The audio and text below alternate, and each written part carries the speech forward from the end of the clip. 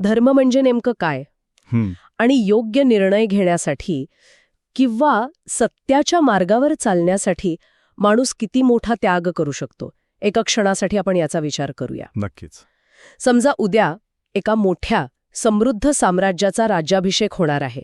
सगळीकडे एकदम उत्सवाचं वातावरण आहे. हो, सगळी तयारी झालेली असते. बरोबर.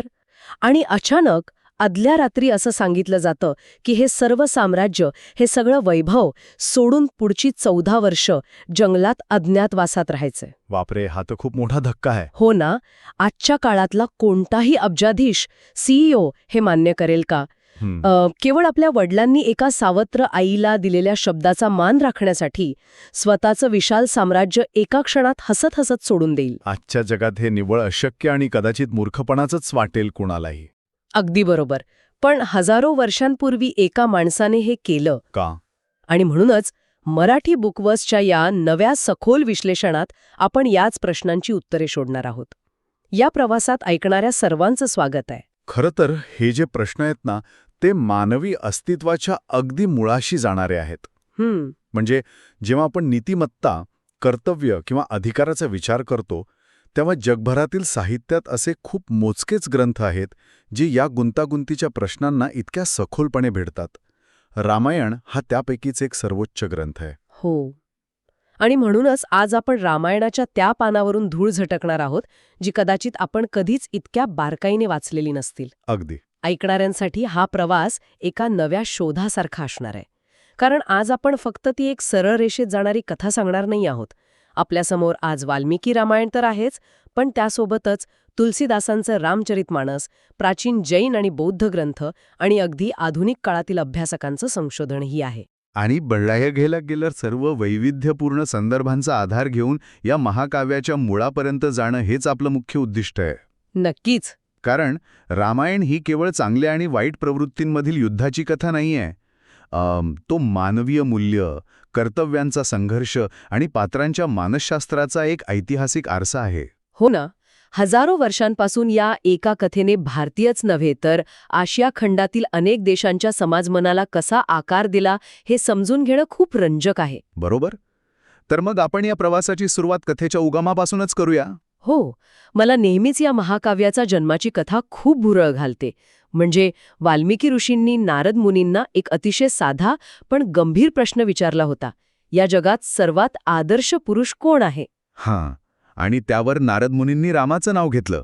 तो विरह, तो शोक पाहून वाल्मिकींच्या मुखातून अचानक जे दुःखद शब्द बाहेर पडले, त्यातून श्लोक या नवीन वृत्ताचा जन्म झाला. इथेच या महाकाव्याचं मूळ तत्वज्ञान दडलेलं आहे. शोकातून श्लोक निर्माण झाला. अरे वा. म्हणजे याचा अर्थ असा की जोपर्यंत मानवी मनाला दुसऱ्याच्या दुःखाची, करुणेची जाणीव होत नाही ना, तोपर्यंत खऱ्या साहित्याची निर्मिती होऊच शकत नाही. खरंच खूप खोल अर्थ आहे हा. हो, आणि या करुणेच्या पायावरच रामाची कथा उभी आहे. कथेच्या सुरुवातीला आपण पाहतो की रामाचा जन्म होतो, राजा जनकाला भूमी नांगरत असताना सीता मिळते, मग त्यांचं स्वयंवर होतं. इथपर्यंत सर्व काही एका आदर्श राजपुत्राच्या सुखी जीवनाकडे वाटचाल करत असतं. पण खरा संघर्ष, ज्याचा मगाशी उल्लेख झाला, तो वनवासाच्या निर्णयातून सुरू होतो. आणि हा निर्णय केवळ एक घटना नाहीये, तर तो संपूर्ण कथेचा केंद्रबिंदू आहे असं मला वाटतं. नक्कीच. कैकेयीच्या वचनामुळे रामाला अयोध्येचं सिंहासन सोडावं लागतं. मगाशी जे सीईओचं उदाहरण दिलं ना, त्यावरून एक गोष्ट लक्षात येते की सत्तेचा मोह सोडणं हे मानवी स्वभावाच्या विरुद्ध आहे. अगदी. सत्तेचा मोह कुणाला नसतो. हो ना. पण राम हा निर्णय केवळ पित्याची आज्ञा म्हणून नाही, तर समाजासमोर एक आदर्श ठेवण्यासाठी घेतो. आणि त्याहूनही महत्वाची गोष्ट म्हणजे इथे फक्त रामाचाच त्याग नाहीये. धर्माची खरी कसोटी अयोध्येच्या राजवाड्यातल्या प्रत्येक पात्राची लागते. म्हणजे भरताची सुद्धा. बरोबर. हो, भरताचं उदाहरण बघा. जेव्हा भरताला हे समजतं की त्याच्या आईने रामाला वनवासात पाठवून त्याच्यासाठी राज्य मागितले आहे, तेव्हा भरत काय करतो? तो सिंहासनाला स्पष्ट नकार देतो. अगदी बरोबर. तो सिंहासनाला नकार देतो, रामाच्या पादुका सिंहासनावर ठेवतो आणि स्वतः 14 वर्ष एक सेवक म्हणून राज्य चालवतो. हे कौटुंबिक ऐक्य, निष्ठा आणि निस्वार्थीपणाचं असं प्रतीक आहे जे आजच्या सत्ता संघर्षाच्या काळात अकल्पनीय वाटतं. खरंच, सत्तेच्या मोहावर मात कशी करावी याचं हे एक उत्तम उदाहरण आहे. पण सिंहासन सोडणं हा त्यागाचा फक्त पहिला टप्पा होता. कारण खरी कसोटी राजवाड्यात नाही तर जंगलातील अज्ञातवासात लागते, जिथे अयोध्येचे सर्व नियम बदलतात. वनवासातील ते जीवन, ऋषीमुनींसोबतचा काळ, शूर्पणखेचा प्रसंग आणि मग येतो तो सुवर्ण हरणाचा मोह. तो एक अतिशय महत्वाचा वळणबिंदू आहे. हो, मारीच नावाचा राक्षस सुवर्ण हरणाचे रूप घेतो आणि याच मोहातून सीतेचं अपहरण होते. पण इथे मला आपल्या संदर्भांमधील एका अत्यंत धक्कादायक गोष्टीचा उल्लेख करावासा वाटतो. कोणती गोष्ट? आपण लहानपणापासून लक्ष्मण रेषा ओलांडू नये हे ऐकत आलोय, पण संदर्भानुसार लक्ष्मण रेषेचा थेट उल्लेख मूळ वाल्मिकी रामायणात नाहीच आहे. हे वाचून मला खरंच खूप धक्का बसला. हा एक अतिशय रंजक मुद्दा आहे. आणि हे खरं आहे की वाल्मिकी रामायणात लक्ष्मण रेषेचा उल्लेख खरोखरच नाहीये. बापरे, मग हे आलं कुठून? काळाच्या ओघात जेव्हा कथा मौखिक परंपरेतून एका पिढीकडून दुसऱ्या पिढीकडे जात गेली, तेव्हा अनेक प्रादेशिक साहित्यांतून ती जोडली गेली असावी. समाजाला सुरक्षिततेच्या सीमेचे आणि ती सीमा ओलांडल्यावर होणाऱ्या परिणामांचे एक ठळक प्रतीक हवे होते. अच्छा, म्हणजे ती एक प्रतिकात्मक संकल्पना बनली. अगदी बरोबर. लक्ष्मणरेषा ही एक संकल्पना बनली जी नंतरच्या काळातील ग्रंथांमध्ये रूढ झाली. पण ह्या अपहरणाच्या प्रसंगामुळे कथेतील सर्वात गुंतागुंतीच्या पात्राचा प्रवेश होतो. म्हणजे रावण. हो. हे ऐकून थोडा धक्काच बसतो की आपण लहानपणापासून ज्या रावणाचे पुतळे वाईट प्रवृत्तीचे प्रतीक म्हणून जाळत आलोय, तो रावण मूळ वाल्मिकी रामायणात किंवा जैन ग्रंथांमध्ये पूर्णपणे वेगळाच आहे. वाल्मिकी रामायणात तो एक अत्यंत शक्तिशाली पण अहंकारी राजा आहे. पण जेव्हा मी आपल्या संदर्भांमधील जैन रामायण वाचले, जसे की विमल सुरींचे पौंचर्यू, तेव्हा तिथे रावणाचे एक वेगळंच रूप समोर आलं. काय होतं त्यात? त्यात तो मांसभक्षक किंवा अक्राळ विक्राळ राक्षस नाही, तर तो एक विद्याधर आहे. आता मला सांगा, विद्याधर म्हणजे नेमकं काय? आपण तर आजवर त्याला राक्षस म्हणूनच ऐकत आलोय. हे समजून घेणं खूप गरजेचं आहे. विद्याधर म्हणजे असा एक वर्ग ज्यांच्याकडे विशेष विद्या, ज्ञान आणि कला आहेत. विमलसुरींच्या जैन परंपरेत रावणाला एका अतिशय ज्ञानी, तपस्वी आणि न्यायप्रिय राजाच्या रूपात मांडले आहे. अरे वा, पण मग जैन साहित्याने रावणाला असं का मांडलं? याचं उत्तर जैन धर्माचा अहिंसा या मूल तत्वात दडलेलं आहे. जैन तत्वज्ञानानुसार कोणीही व्यक्ती जन्मतःच पूर्णपणे दुष्ट किंवा पूर्णपणे देव असू शकत नाही.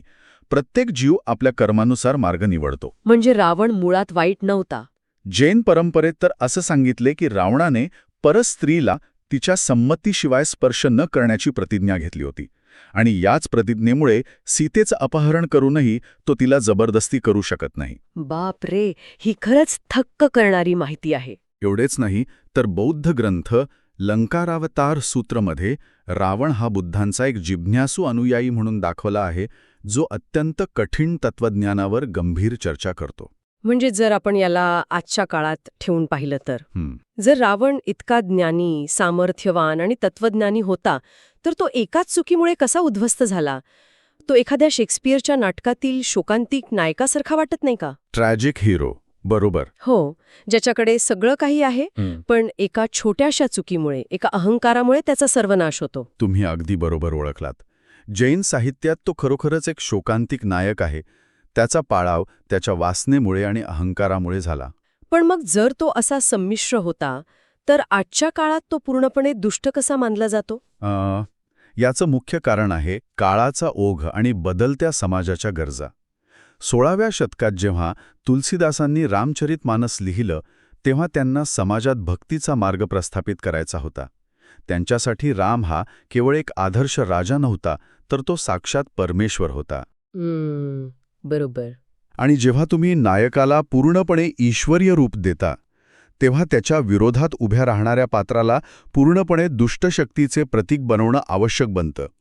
त्यामुळे तुलसीदासांच्या काळात आणि त्यानंतर रावण हा निव्वळ वाईट प्रवृत्तींचा समूह बनला. म्हणजे कवींनी आणि लेखकांनी आपापल्या काळात समाजाच्या धार्मिक आणि नैतिक गरजांनुसार या पात्रांची पुनर्रचना केली. हे खूपच रंजक आहे. हो ना. असो, सीतेच्या अपहरणानंतर कथेचा प्रवाह बदलतो. रामाचा शोध सुरू होतो आणि आपण किष्किंधा कांडात प्रवेश करतो. इथे हनुमानाची भक्ती आणि त्याचे अफाट सामर्थ्य आपल्याला दिसतं. पण या सगळ्यात मला रामाचे नेतृत्व आणि त्याची प्रायोगिक जीवनमूल्य खूप भावतात. कोणती मूल्य? म्हणजे बघा ना, रामाने युद्ध जिंकण्यासाठी अयोध्या किंवा मिथिला यांसारख्या मोठ्या राज्यांकडून लष्करी मदत का मागितली नाही? त्याने वानरसेनेची मदत का घेतली? या प्रश्नातच रामायणातील एक मोठा व्यवस्थापकीय आणि सामाजिक धडा दडलेला आहे. रामाने प्रस्थापित लष्करी शक्तींवर विसंबून न राहता जंगलातील स्थानिक लोकांना, उपेक्षितांना एकत्र केलं. म्हणजेच रामाचं नेतृत्व हे टॉप डाऊन नव्हतं, तर ते बॉटम अप होतं, तळागाळातून वर आलेलं. अगदी बरोबर. हे आजच्या काळातील एखाद्या ग्रासरूट चळवळीसारखं वाटतं. खरा नेता तोच असतो जो स्वतः सर्व काही न करता इतरांना सक्षम करतो. तो त्यांच्यात असा आत्मविश्वास निर्माण करतो की ते एका महासत्ता असलेल्या लंकेशी लढू शकतील. हे खऱ्या अर्थाने एम्पॉवरमेंटचं उत्तम उदाहरण आहे, नाही का? अगदी तसंच. रामाने कोणालाही कमी लेखलं नाही. त्याने एक समानतेवर आधारित संघटन उभं केलं. आणि याचं आणखी एक सुंदर उदाहरण म्हणजे शबरीच्या उष्ट्या बोरांचा प्रसंग. हो, तो प्रसंग खूप भावूक आहे. हा प्रसंग केवळ कथेचा भाग नाहीये, तर तो एका मोठ्या सामाजिक तत्वावर भाष्य करतो.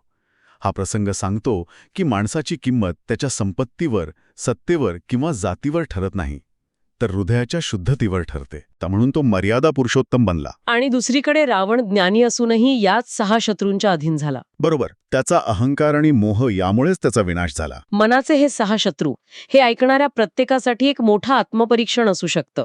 रामाने स्वतःवर नियंत्रण ठेवलं आणि रावणाने ते गमावलं. हाच या युद्धाचा खरा पाया आहे. यानंतर कथा घनघोर युद्धाकडे वळते. रावणाचा वध होतो. सगळं काही सुरळीत झाल्यासारखं वाटत असतं. पण इथेच एक मोठं वळण येतं. हो, आता एका अशा वळणावर येऊया जे आजही वाचताना किंवा ऐकताना अनेकांना अस्वस्थ करतं. ती म्हणजे सीतेची अग्निपरीक्षा. वाल्मिकी रामायणातील रामाचे शब्द इथे खूप कठोर आहेत. हो, तिथे राम म्हणतो की हे युद्ध त्याने सीतेसाठी नाही, तर आपल्या कुळाच्या सन्मानासाठी लढले. बापरे, मला खरंच प्रश्न पडतो आणि अनेक अभ्यासकांनाही पडतो की एक आदर्श पुरुष मानला जाणारा राम या क्षणी इतका कठोर कसा वागू शकतो? हा रामायणातील सर्वात संवेदनशील, भावनिक आणि वादग्रस्त भाग आहे. पण आपण जर याकडे तटस्थपणे पाहिलं तर इथे एक पती आणि एक राजा यांच्यातील कर्तव्याचा सर्वात मोठा संघर्ष दिसतो. म्हणजे राजधर्म. हो. वाल्मिकी रामायणात राम हा प्रामुख्याने एक मनुष्य आहे जो राजधर्माच्या ओझ्याखाली दबलेला आहे. तो आता केवळ एक नवरा नाही, तर तो अयोध्येचा भावी राजा आहे. समाजाच्या नजरेत राजधर्माच्या पालन करण्यासाठी आणि राज्याची अखंडता राखण्यासाठी रामाने हे पाऊल उचलले असे मानले जाते. म्हणजे राजाच्या वैयक्तिक भावनांपेक्षा प्रजेचा विश्वास महत्वाचा असतो. अगदी. हे राजधर्माचे अत्यंत कठोर सूत्र इथे लागू होते. पण ही कठोरता नंतरच्या काळातील कवींना, विशेषतः तुलसीदासांना पटली नाही. बरोबर. म्हणूनच संदर्भांमध्ये छाया सीता या संकल्पनेचा उल्लेख आहे. होय. आणि या मागचं कारण समजून घेणं खूप महत्वाचं आहे. मगाशी म्हटल्याप्रमाणे 16व्या शतकात तुलसीदास रामाला साक्षात परमेश्वर मानत होते. मग एका परमेश्वराच्या पत्नीला, जी साक्षात जगन्माता आहे, तिला एक दुष्ट राक्षस कसा स्पर्श करू शकेल? बरोबर आहे. आणि तिला अशी मानहानिकारक अग्निपरीक्षा का द्यावी लागेल? ही तात्विक आणि धार्मिक अडचण दूर करण्यासाठी तुलसीदासांनी छाया सीता ही संकल्पना आणली. छाया सीता म्हणजे नेमकं काय होतं त्यात? या संकल्पनेनुसार रावणाने अपहरण करण्यापूर्वीच मूळ सीता अग्नीच्या सुरक्षेत जाते आणि रावण फक्त तिच्या छायेचे म्हणजे एका पडछाईचं अपहरण करतो. अरे वा. आणि युद्ध संपल्यानंतर जेव्हा अग्निपरीक्षा होते तेव्हा ती छाया अग्नीत नष्ट होते आणि मूळ सीता पुन्हा रामाकडे येते. हे खरोखरच थक्क करणारे आहे. म्हणजे समाजाने आणि लेखकांनी आपल्या आराध्याच्या पावित्र्याला धक्का लागू नये म्हणून कथेत एक तात्विक बदल घडवून आणला. हो. पण मूळ वाल्मिकी रामायणाचा विचार केला तर या अग्निपरीक्षेतून सीतेचे अफाट मानसिक धैर्य सिद्ध होते. ती रामाच्या कठोर शब्दांनी कोलमडून पडत नाही, रडत बसत नाही, तर अत्यंत बाणेदारपणे, स्वाभिमानाने अग्नीला सामोरी जाते. नक्कीच. सीतेचे चरित्र हे केवळ सहनशीलतेचे नाही, तर आत्मसन्मानाचे मोठे उदाहरण आहे. ती केवळ एक मूक दर्शक नाहीये. अगदी. आणि सीतेच्या या स्वाभिमानाचे सर्वात मोठे रूप आपल्याला रामायणाच्या उत्तरकांडात दिसते. उत्तरकांड, जिथे राम अयोध्येचा राजा बनतो. पण समाजातील संशयामुळे सीतेचा पुन्हा एकदा त्याग केला जातो. ती जंगलात वाल्मिकींच्या आश्रमात राहते, लवकुश यांना एकटीने वाढवते. आणि शेवटी जेव्हा अनेक वर्षानंतर राम तिला पुन्हा अयोध्येत बोलावतो आणि स्वतःला सिद्ध करण्यासाठी दुसऱ्यांदा परीक्षा देण्यास सांगतो, तेव्हा सीता ठामपणे नकार देते आणि भूमीमध्ये सामावून जाते. आधुनिक संशोधनात या प्रसंगाकडे अत्यंत वेगळ्या दृष्टिकोनातून पाहिलं गेलं आहे. कसं काय? विशेषतः सीता इन सीटू सारख्या आधुनिक अभ्यास प्रबंधांमध्ये असं मांडलं आहे की सीतेचा भूमीत जाण्याचा निर्णय हा आत्मसमर्पण, हार किंवा नैराश्य नव्हती, तो तिचा स्वतःचा अत्यंत ठाम आणि स्वतंत्र निर्णय होता. म्हणजे तिने एक प्रकारे स्वतःचीच वाट निवडली. अगदी बरोबर. तिने पुरुषप्रधान व्यवस्थेविरुद्ध आणि समाजाकडून वारंवार मागितल्या जाणाऱ्या पुराव्यांविरुद्ध स्वतःचं स्वातंत्र्य सिद्ध केले. ती राजा जनकाची कन्या होती, भूमीतून आली होती आणि कोणाच्याही अटींवर जगण्यापेक्षा तिने स्वाभिमानाने आपला परतीचा मार्ग स्वतः निवडला. खरंच, तिने सिद्ध केलं की तिचे अस्तित्व केवळ कोणाची पत्नी असण्यापुरते मर्यादित नाही. हो, सीता हे अबला नसून एका खंभीर स्त्रीचे प्रतिनिधित्व करते हे यातून स्पष्ट होते. याच संदर्भात या महाकाव्याकडे पाहण्याचे काही अतिशय वेगळे राजनीतिक आणि प्रादेशिक दृष्टिकोनही आपल्याकडे आहेत. आपण मायकल मधुसूदन दत्त यांचे मेघनाद बध काव्य आणि E.V. रामास्वामी यांसारख्या विचारवंतांच्या संदर्भांचा विचार करूया. त्यांनी रामायणाकडे पूर्णपणे एका वेगळ्या, विशेषतः दक्षिणेकडील आणि मूळ रहिवाशांच्या दृष्टिकोनातून पाहिले आहे. हे दृष्टिकोन काय सांगतात? 20व्या शतकात विशेषतः भारतातील राजकीय आणि सामाजिक बदलांच्या काळात अनेक विचारवंतांनी रामायणाचे वेगळे विश्लेषण केले. E.V. रामास्वामी, ज्यांना पेरियार म्हणूनही ओळखले जाते, त्यांनी द्रविडी चळवळीच्या पार्श्वभूमीवर रामायणाकडे पाहिले. अच्छा. त्यांच्या मते ही उत्तरेकडील राजांची दक्षिणेकडील संस्कृतीवर केलेल्या आक्रमणाची कथा होती. त्यांनी रावणाला एक अत्यंत प्रामाणिक, ज्ञानी आणि द्रविडी संस्कृतीचा रक्षक मानले, ज्याच्यावर ऐतिहासिक अन्याय झाला असे त्यांना वाटले. आणि बंगाली साहित्यात? तिथे 19व्या शतकातील बंगाली कवी मायकेल मधुसूदन दत्त यांनी मेघनाद बध काव्य लिहिले, ज्यामध्ये त्यांनी रावणाला एका शोकाकुल पित्याच्या रूपात रेखाटले, जो आपल्या मुलाच्या मृत्यूवर विलाप करत आहे. हे संदर्भ खूपच वेगळे आहेत. हो, आणि ऐकणाऱ्यांनी इथे हे लक्षात घ्यावे की आपण या राजकीय किंवा सामाजिक मतांचं समर्थन करत नाही आहोत. पण हे संदर्भ सांगणं महत्त्वाचं आहे, कारण ते दाखवून देतात की रामायण हे साहित्य किती विशाल आहे. म्हणजेच रामायण हे आजच्या भाषेत सांगायचं तर एका ओपन सोर्स सॉफ्टवेअर सारखं आहे. मूळ कोड तोच आहे, पण प्रत्येक युगाने, समाजाने आणि विचारवंताने आपल्या गरजेनुसार आपल्या संघर्षाचे प्रतीक म्हणून त्यात भर घातली आहे. अगदी समर्पक उपमा आहे ही. कोणी त्यात भक्ती शोधली, कोणी नीतिमत्ता शोधली, तर कोणी स्वतःच्या सामाजिक संघर्षाचे प्रतिबिंब शोधले. आणि म्हणूनच हजारो वर्षानंतरही ही कथा जिवंत आहे. ती एका चौकटीत अडकून पडत नाही. ती प्रत्येक वाचकाला स्वतःच्या आयुष्याकडे नव्याने पाहण्याची दृष्टी देते. कधी ती आपल्याला रामाच्या त्यागातून कर्तव्याची जाणीव करून देते, तर कधी सीतेच्या निर्णयातून स्वाभिमानाचा अर्थ समजावून सांगते. बरोबर. खरंच, रामायण ही केवळ राम आणि रावणाच्या युद्धाची कथा नाही. हा मानवी मूल्यांचा, नैतिकतेचा आणि धर्माचा एक प्रदीर्घ प्रवास आहे. आजच्या काळातही नेतृत्वाचे गुण, संकटांना सामोरे जाण्याची जिद्द, उपेक्षितांना सोबत घेऊन चालण्याची वृत्ती आणि नात्यांमधील मूल्य या कथेमधून शिकता येतात. आणि जोवर मानवी समाजात मूल्य आणि कर्तव्यांचा संघर्ष राहील, तोवर रामायणाची प्रासंगिकता कधीही संपणार नाही. आजच्या या सखोल विश्लेषणाच्या शेवटी मी ऐकणाऱ्यांसाठी एक विचार करायला लावणारा प्रश्न सोडून देऊ इच्छिते. आपण कथेतील रावणाचा आणि त्याच्या लंकेचा विनाश पाहिला, पण जर काम, क्रोध, लोभ, मोह आणि अहंकार हे खऱ्या अर्थाने माणसाचे सर्वात मोठे शत्रू असतील, तर मग खरी लंका कुठे आहे? ती बाहेर कोणत्या तरी बेटावर आहे की आपल्या स्वतःच्या मनाच्या आत दडलेली आहे? खूपच खोल प्रश्न आहे हा. आणि जर ती लंका, ते 6 शत्रू आपल्या आत असतील, तर आपण रोजच्या जीवनात आपलं स्वतःचं रामायण कसं लढत आहोत याचा नक्की विचार करूया. अत्यंत मार्मिक आणि अंतर्मुख करणारा प्रश्न. याच विचारासोबत आपण आजची चर्चा इथेच थांबूया. हो, मराठी बुकवर्सच्या या सखोल विश्लेषणाचा आजचा हा प्रवास इथेच थांबवत आहोत.